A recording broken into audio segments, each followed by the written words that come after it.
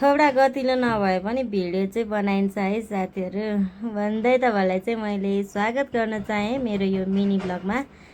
हामी चाहिँ आज माखलो चोलपट्टि चाहिँ न्वारन खान गएको अनि त्यसपछि चिसो र मासु खायौँ अनि त्यसपछि अलिअलि पैसा सैसा दिएर चाहिँ हामी फर्क्यौँ साथीहरू।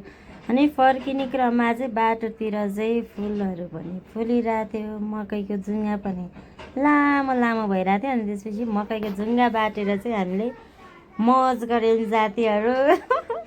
अनि त्यसपछि मकैको जुङ्गा बाटेर चाहिँ हामीले टिकटक सिकटक बनायौँ अनि त्यसपछि यसो फोटोसोटो एउटा दुइटा खिचेर बेनिता म अनि दुइटा छोरी गएको थियो। अनि त्यसपछि हामीले चाहिँ आयौँ साथीहरू। मेरो चाहिँ होइन 28 दिनको च्यालेन्ज आएको थियो के भन्छ त्यो 3 लाख भ्युज पुग्यो भने मोनेटाइजेसन भन्ने। अनि त्यसपछि मेरो फेरि त्यो भिडियोहरूमा चाहिँ कहिले पुग्दैन के 60-70 हजार नि पुगेको छैन। अब 12-13 दिन मात्रै बाँकी छ होला है।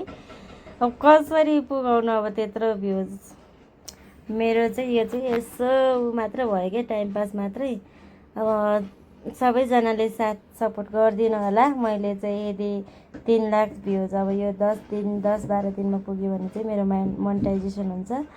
अब त्यो चाहिँ मेरो सम्झिने पानी छम्किने मात्र हो। तैपनि अब मोनेटाइजेसन होस् नहोस् मौज गरिन्छ, रमाइलो गरिन्छ, टिकटक सिकटक बनाइन्छ साथीहरू। त अब जे पाए त्यो भिडियोहरू चाहिँ पोस्ट गरिन्छ भन्दै तपाईँलाई चाहिँ अर्को मिनी ब्लगमा भेटौँला साथीहरू।